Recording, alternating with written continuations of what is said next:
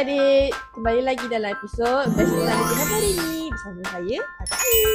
Dalam episod hari ni, kita nak lukis harimau.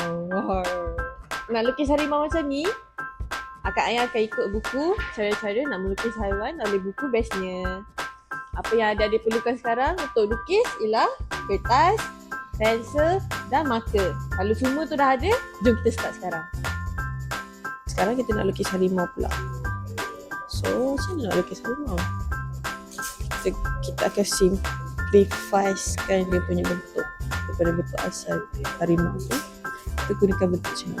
Mula-mula lukis segi 4 tepat sebagai kepala dia. Yang ni untuk pulang. Nak guna membaris ke, nak freehand ke, warna-warna semua boleh. Lepas tu kita lukis badan dulu.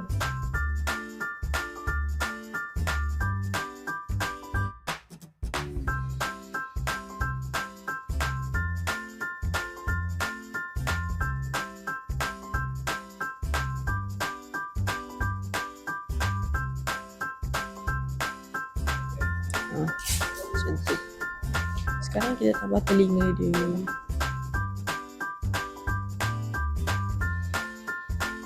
Lepas tu kita lukis hidung dia. Buat segitiga.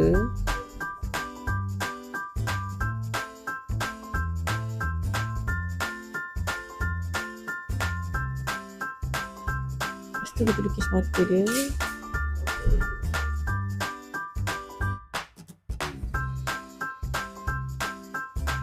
Saya lukis mulut dia. Comel. So kita lukis tangan dia pula.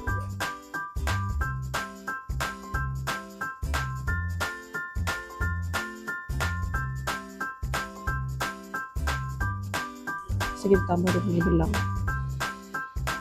Yang ni ikut kreativiti ada dia macam nak lukis belang tu.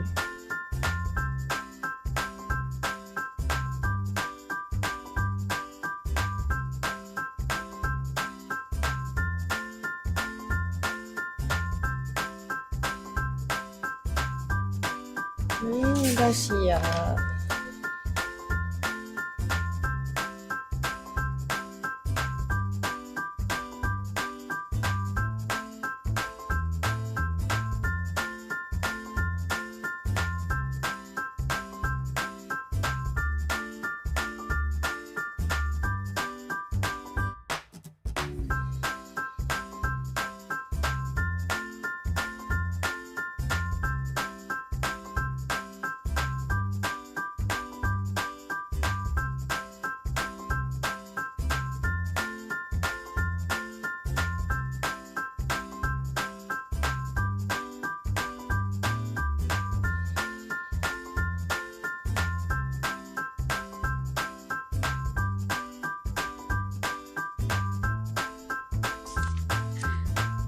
Senang tak nak lukis harimau? Cara-cara yang Kak Ain tunjuk tu senang je kan? Kalau senang, lepas tu kalau adik-adik berminat nak juga buku cara-cara nak lukis haiwan ni, adik-adik boleh dapatkan dekat bestnya.com.my.